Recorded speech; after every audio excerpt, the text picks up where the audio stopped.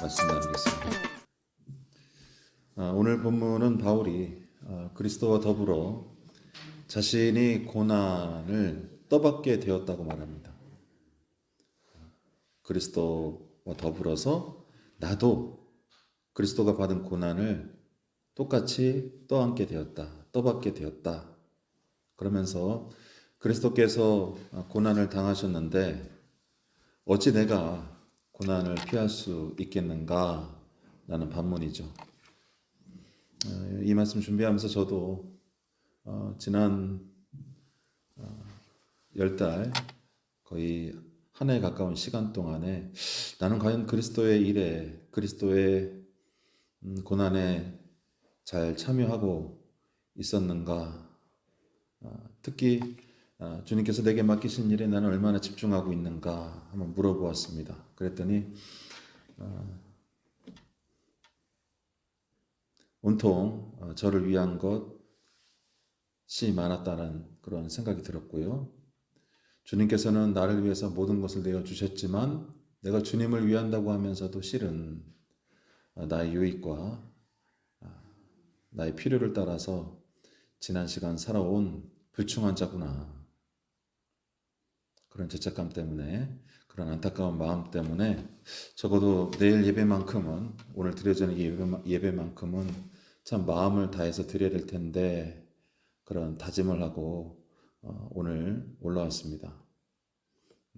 그렇긴 하지만 매번 그러한 뉘우침과 그런 다그침과 또 그런 안타까운 마음이 들어도 나는 왜 맨날 그 제자리인가?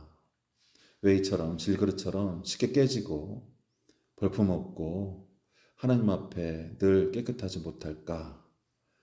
그런 안타까운 마음이 드는 것 또한 사실입니다.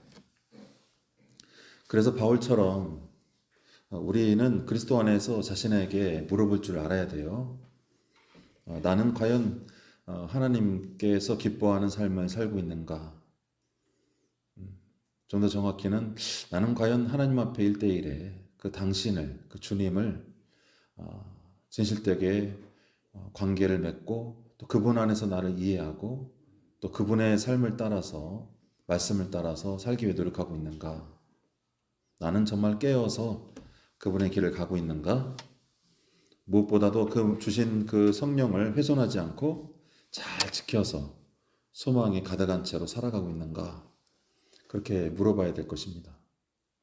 어떻게 지난 10달 동안 농사도 열심히 지으시고 오늘 또 추수절이라 이런 많은 하나님께 드리는 것들로 채웠는데요. 여러분들의 마음은, 여러분들의 영혼은 어떻게 건강하십니까? 건강하세요? 아니면 저처럼 죄송스럽습니까? 자, 바울은 10절에서 우리가 항상 예수의 죽음을 몸에 짊어지면 예수의 생명이 또한 우리 몸에 나타나게 하려 함이라 라고 말씀합니다. 그러니까 지금 그가 생각하는 고난에 참여하는 것들도 오직 예수님의 죽음을 자기 몸에 짊어지는 것과 연관지고 있다라고 말씀드릴 수가 있는 거예요. 이거 쉽지 않은 고백입니다. 예수님이 짊어졌던 그 고난과 죽음을 나도 기꺼이 질 수 있다는 것, 또 그래야만 된다는 그 부담, 그 성령의 인도하심을 내가 깨닫고 그렇게 느낄 수 있다는 것 자체만으로도 그 영혼은 구원을 받은 것이고 구원의 증거란 바로 이러한 것인 줄로 믿으시기 바랍니다.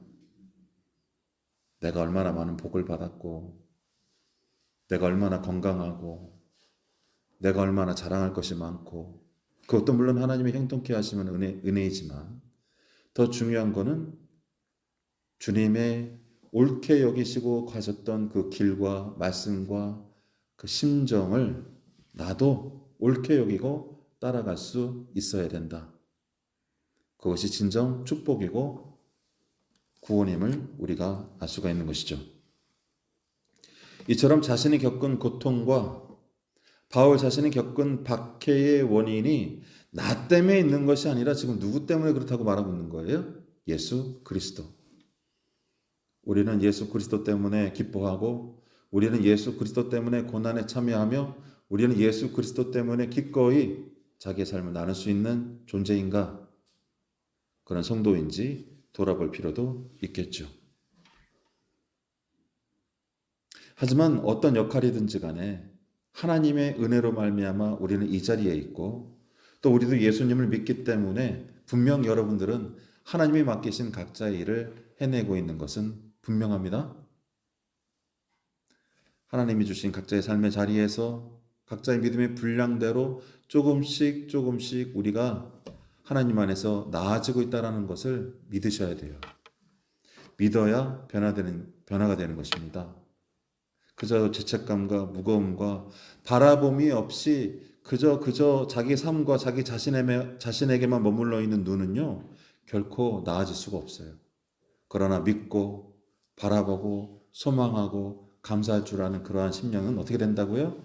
지금이 아니라 장차에 하나님이 인정하시는 영광 안에 참여해지고 분명히 변화되는 줄로 믿으시기 바랍니다. 신앙은 이처럼 바위처럼 이렇게 바위처럼 묵묵히 여러분의 중심을 지켜내는 거예요. 실망하지 말고 넘어지지 말고 지금 내가 좀 부족하고 능력이 없고 하나님 안에서 부끄럽다 할지라도 신앙이 뭐냐? 바위처럼 든든하게 주님을 바라보고 그 바라봄을 통해서 내가 반드시 구원을 이루게 될 것이라는 소망에 있는 것입니다. 너무 자책들 하지 마세요. 연약해도 사람 다 똑같습니다.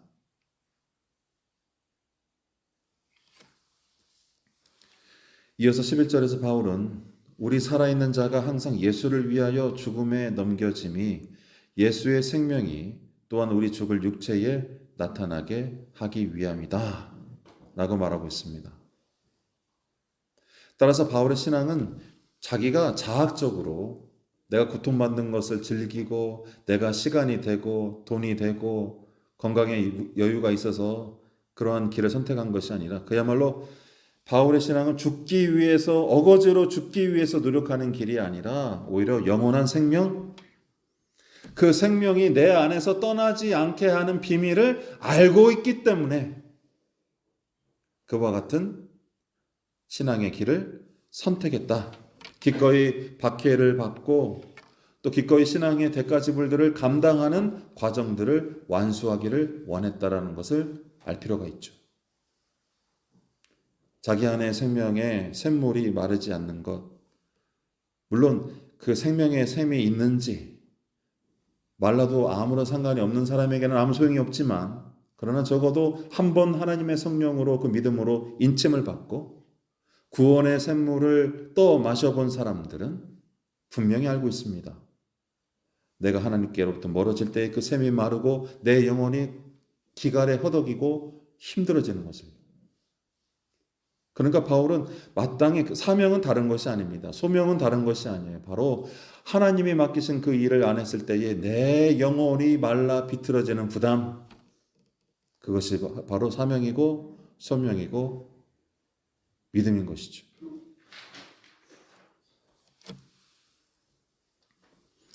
그래서 그는 그 생명이 자기 안에서 마르지 않게 하려고 기꺼이 박해를 감당했습니다. 이처럼 바울은 신앙의 신비를 알고 있었는데 다름 아닌 죽어야 살더라 라는 진리입니다. 한번 따라해 보실까요? 죽어야 삽니다. 사실 복음서에 나오는 예수님의 생애는 죽어도 사는 자의 생애였습니다. 할렐루야. 그렇죠? 자주 배가 고프셨고 줄이셨습니다. 한대에서 주무셨고요. 여우도 굴이 있지만 나는 머리 둘 곳이 없다라고 말씀하신 참으로 불쌍한 분이었어요. 자주 그러셨습니다. 하지만 동시에 자주 자기를 따르는 제자들과 주민들과 함께 기쁜 식탁을 나누셨고 그들을 축복하고 그들을 통해서 함께 더불어서 하나님께 영광을 돌리는 기쁨에 참여하셨죠. 그렇죠? 자주 배가 고팠지만 또 자주 배가 부르셨습니다. 또 자주 매를 맞을 뻔했지만 동시에 자주 환대를 받으셨죠.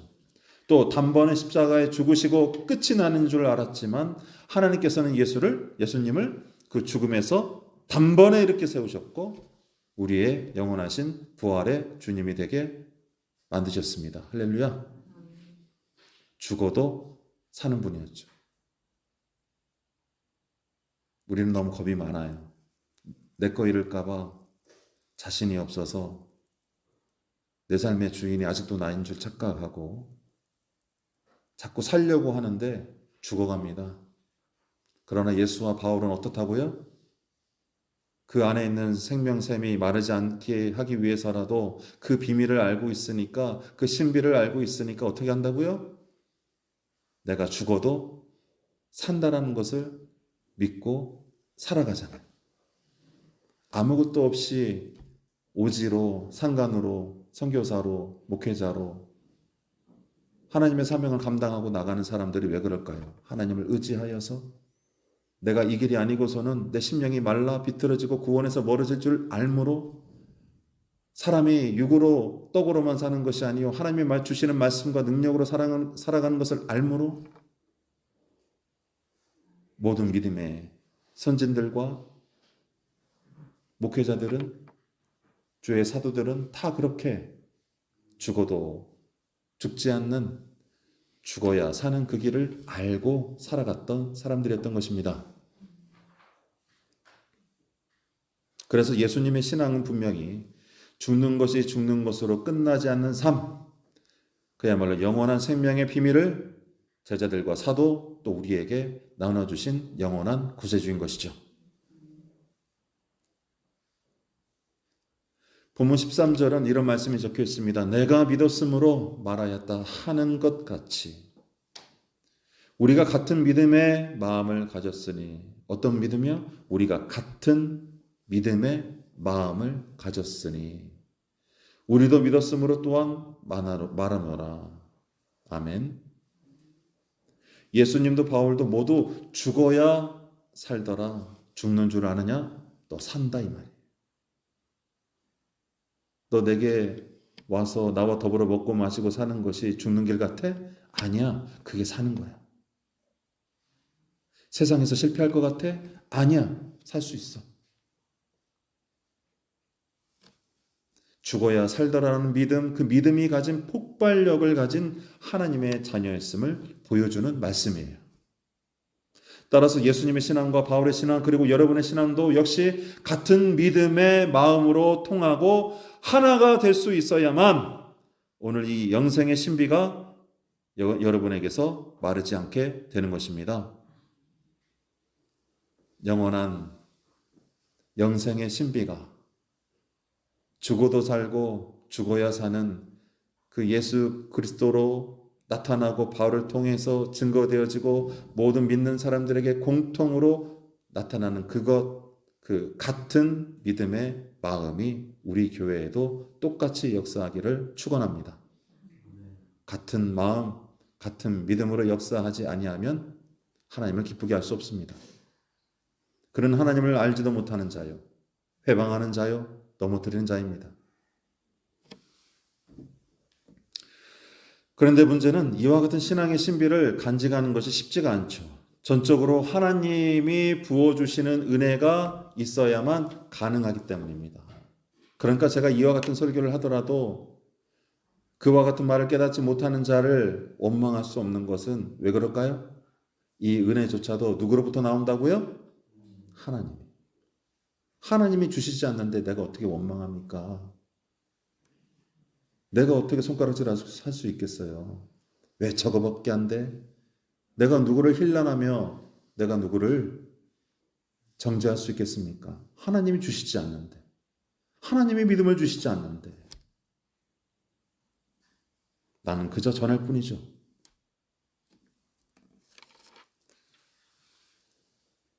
자, 그렇게 하나님이 부어주시는 하나님의 은혜를 부어주시는 그 대상을 그런데 우리는 살펴볼 필요가 있어요. 제가 아까 말씀드린 것처럼 아니 하나님이 주셔야 가능한 것이지 라고 말했는데, 그러면 경영자라면, 만약에 여러분이 농사를 지으시니까 농사꾼이라면 이왕이면 좋은 씨앗을 뿌려서 좋은 땅에다 뿌려서 좋은 결실을 맺는 것이 좋잖아요. 그렇죠? 근데 하나님이 어떤 이들에게 그와 같은 은혜를 부어주셨는지 한번 살펴볼게요. 7절의 말씀입니다. 우리가 이 보배를 질그릇에 가졌으니 이는 심히 큰 능력은 하나님께 있고 우리에게 있지 아니함을 알게 하려 함이라. 아멘. 그렇습니다. 신앙의 신비를 갖게 된 우리는 심지어 완전한 그릇이 아닌 질그릇이라는 거예요. 내가 자랑할 것이 아무것도 없습니다. 내가 자랑할 게 뭐가 있어요? 실은 죄인이요, 범죄하는 자요, 두 마음 품은 자요, 하나님보다 세상을 더 사랑하는 자요, 육에 속한 자요, 멸망의 자요, 진노의 자식인 나를, 그 아무것도 아닌 형편없는 땅에 버려진 질그릇과 같은 나를 주님께서 그의 피로 깨끗이 씻으시고 그 외에 주님의 성령을 부어주신 것이 바로 저와 여러분 아닐까요? 아무것도 아닌 나를 주님이 나를 선택하셨으므로 내가 다만 감사함으로 채워지기 시작하는 것입니다. 여러분으로 우리가 알아야 될 것은 하나님의 은혜는 여러분의 완전함을 요구하는 것이 아니라 도리어 어쩌면 내가 부족하다, 내가 죄인이다, 나는 하나님의 은혜가 필요한 사람이다 라는 그 낮은 마음이 더욱 필요한 줄로 믿습니다. 하나님이 누구를 필요로 하실까? 주여 제가 여기 있나이다, 저를 채워주소서라고 간절히 고개 숙일 수 있는 약한 자들이에요. 작은 자들입니다.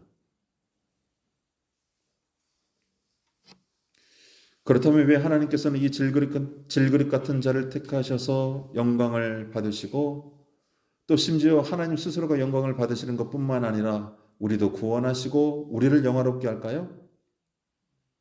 저는 아까 죽어야 살더라 라는 말씀을 나눴어요. 영생의 성격이 그렇습니다. 영생의 성격은 위로부터 내려오는 것이며 죽어야 사는 것입니다. 내가 만들어낼 수 있는 것이 아니죠. 자기 생명을 사랑하는 자가 아니라 자기 생명을 미워하는 자가 바로 이 비밀을 맡은 자들입니다. 할렐루야.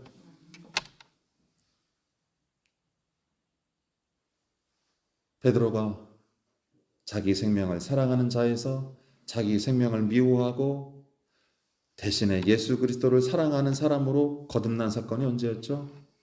예수님을 배신하고 도망쳤을 때 죽으셨던 예수님께서 부활하시고 그 부활하신 몸으로 찾아와 그를 다시 3번 네가 나를 사랑하느냐, 네가 나를 사랑하느냐, 네가 나를 사랑하느냐. 바로 그때였습니다. 그때 비로소 그 사랑의 의미가 자기 생명을 살아가서는 결코 구원을 받을 수가 없으며 자기 생명을 도리어 미워하고 대신에 예수 그리스도를 사랑하는 믿음으로 살아가는 것, 그것이 나를 살리는 것임을 알게 되는 것이죠. 그래야만 하나님의 생명에 참여할 수 있습니다. 그러므로 이 말씀들은 실제로 여러분이 질그릇이나 금그릇처럼 그 쓸모에만, 그 외형에만, 여러분의 삶에만 집중하는 것을 말하는 것이 아니라 적어도 나를 질그릇처럼 여길 줄 아는 심령이 준비되어 있느냐, 그것이 더 적절한 물음인 것이죠. 한번 따라해 보실까요? 자기 가슴에 손을 얹고 나는 질그릇인가 아니면 금그릇인가? 사람들이 보기에 금그릇처럼 살기 원하시면 예수를 믿지 않아도 좋습니다. 사람들이 보기에 금그릇처럼 존중받고 사랑받고 인정받고 싶으신 분들은 더 이상 교회에 나오실 필요가 없어요. 하지만 누구든지 깨진 마음과 심령으로 주님 제가 아픕니다. 주님, 제가 너무 힘이 들어요. 저 너무 가난합니다. 저 너무 무지합니다. 저는 이 아픔에서 벗어날 수가 없습니다. 저는 이 아픔이 가득한 세상에서 살 힘이 없습니다. 라고 질그릇처럼 자기를 여기는 자들은 예수 그리스도께서 책임져 주십니다. 바로 그러한 영혼들을 위해서 주님께서 두 팔을 벌려 돌아가셨기 때문이죠.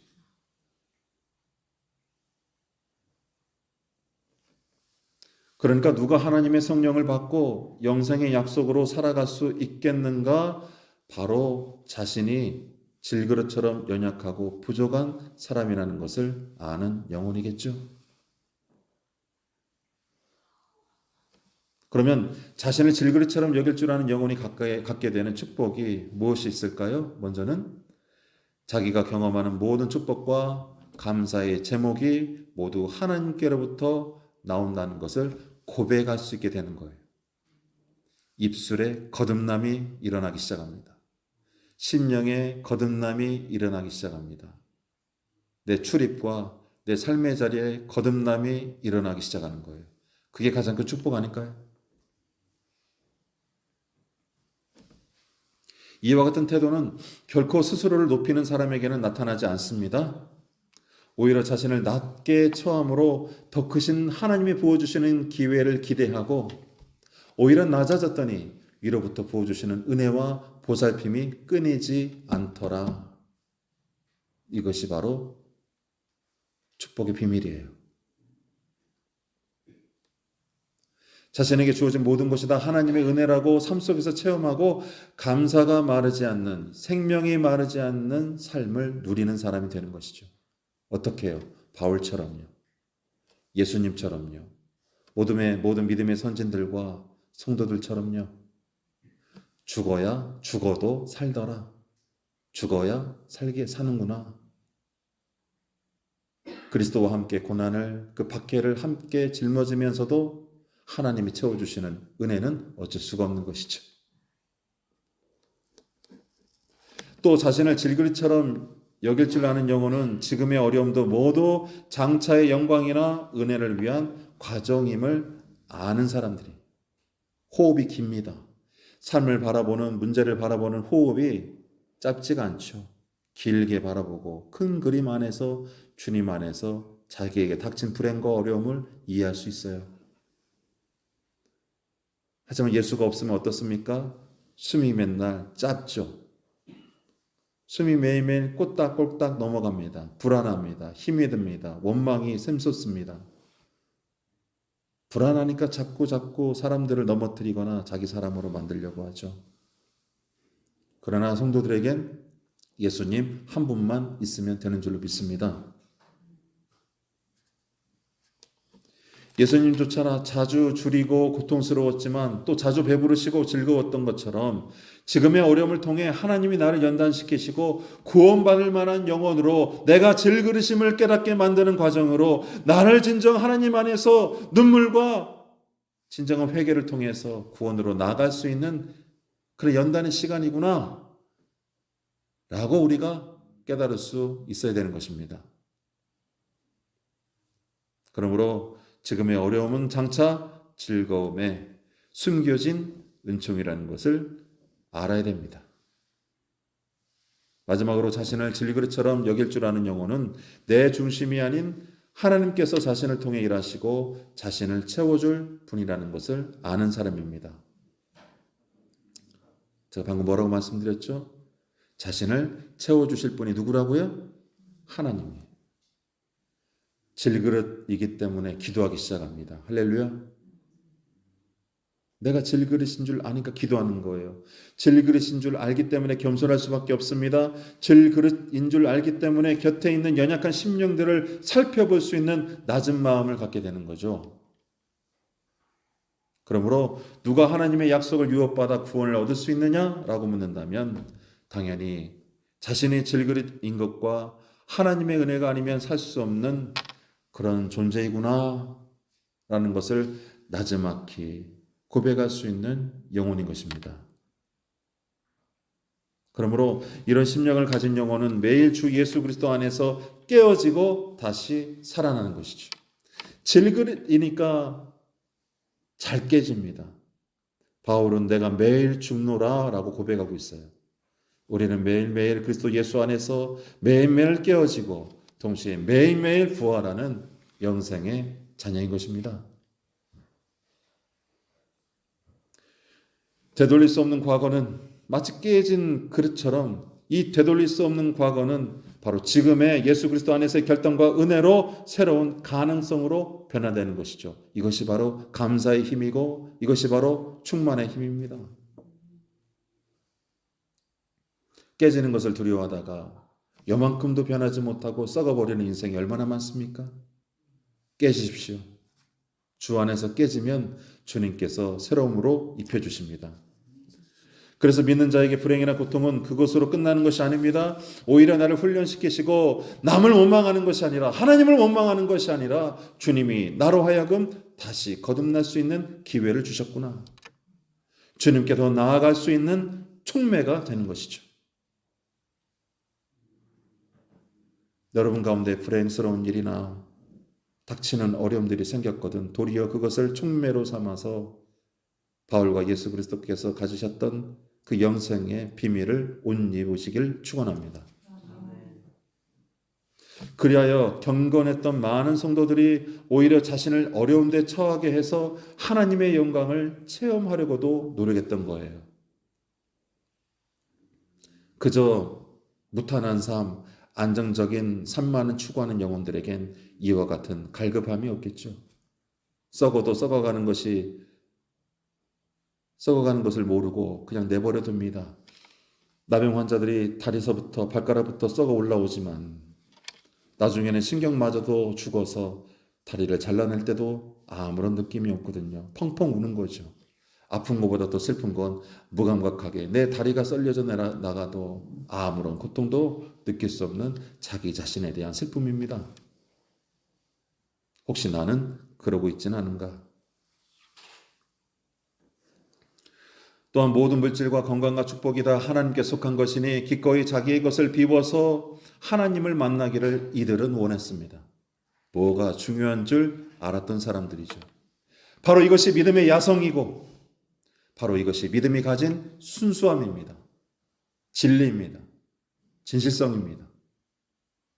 이 순수한 믿음과 야성이 내 안에 있다면 그런 성도는 늙어도 늙은 것이 아니며 여전히 주 안에서 죽고 살며 영생을 미리 경험하며 살아갈 수 있게 되는 것이죠.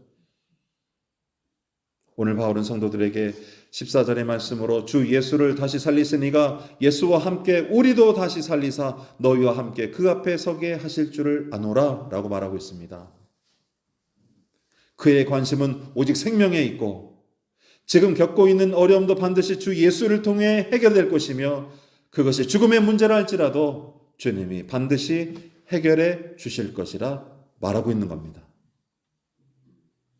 그야말로 죽음의 그 사슬에 묶인 우리가 영원한 생명 되시는 그리스도 예수를 통해 더 큰 은혜가 넘치게 될 것이라고 확신하여 선포하고 있는 것이죠. 할렐루야. 저주를 감사의 제목으로 바뀌는 역사가 이 시간 나타나기를 소원합니다. 사탄 마귀와 모든 믿음 없는 회방의 영들은 이 시간 나사렛 예수의 이름으로 떠나가기를 축원합니다. 예수를 믿고 여러분의 속사람이 육신의 장막은 날마다 쇠해지나 그러나 여러분 안에 있는 속사람은 날마다 생명샘물이 콸콸 흘러넘쳐서 여러분들의 눈이 다시 빛으로 감사와 기쁨으로 충만해지기를 소원합니다. 악한 저주의 영은 이 시간 나사렛 예수의 이름으로 떠나갈지어다 선언하세요. 오늘은 추수감사절입니다. 한 해의 수고에 대해 하나님께 감사로 나오는 날이죠. 또 도와주심을 감사하고 고백하는 날이기도 합니다. 또 이날은 바울이 15절에서 말했듯이 많은 사람의 감사로 말미암아 하나님께 영광을 돌리고 또 그렇게 예배하는 날이어야 되겠죠. 바울은 자기가 가진 것에서 하나님께 감사하지 않았습니다. 여러분 아직도 여러분의 가진 것 가운데에서 얼마로 하나님께 감사하고 내 가진 것으로 하나님께 감사하는 습관은 좀 내려놓으셨으면 좋겠어요. 바울은 자기가 가진 것에서 하나님께 감사하지 않았고 오히려 자기를 주 예수 그리스도의 복음과 하나님의 교회와 그 생명을 위해서 던짐으로 감사를 전파했던 사람입니다.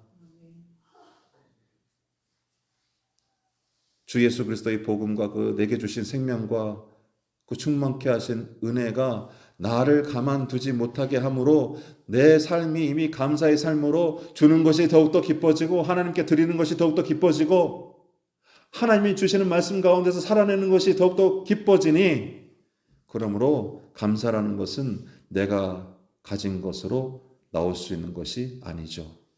오히려 감사는 주의 거룩한 사역과 주의 말씀 안에 거하는 자의 삶을 통해서 이미 나오는 것이기 때문입니다. 그러므로 우리는 나를 질그릇처럼 여길 줄 알고 그러므로 하나님께 그 감사와 영생과 축복의 비밀을 달라고 간구하며 혹 가진 자가 있거든 자신의 삶을 통해서 하나님의 영광과 복음과 생명이 흘러나올 수 있도록 깨어 신앙생활을 해야만 할 것입니다. 누가 뭐라든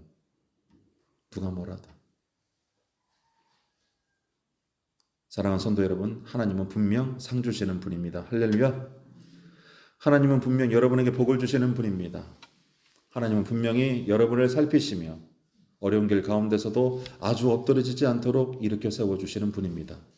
하나님은 분명히 새로운 생명길로 여러분을 초대하셨고 여러분은 분명히 그 길 가운데 계십니다. 하나님은 여러분을 인도해 주시는 분이시며 하나님은 한 번 선택한 일을 결코 포기치 아니하시며 그를 반드시 구원하시기 위해서 많은 길들로 예배해 주시는 참 좋으신 분이시죠. 올해 한 해도 고생 많으셨습니다.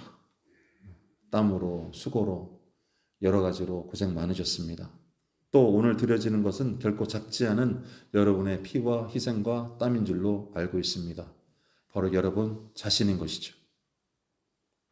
이 땀과 피가 모두 예수 그리스도 안에서 흘린 수고와 땀인 줄로 믿습니다. 예수 그리스도 안에서 드려진 삶, 예수 그리스도 안에서 드려진 예물, 그것만을 하나님께서는 기쁘게 받으시기 때문이죠. 그러므로 주님께서 오늘 예배에 나오신 여러분들의 모든 수고와 질병까지도 그 마음의 소원까지도 생명과 기쁨으로 변화시켜 주시기를 기도하겠습니다. 축복합니다. 주님의 이름으로 여러분을 축복하고 축원합니다. 기도하겠습니다. 사랑의 아버지 하나님 감사드립니다.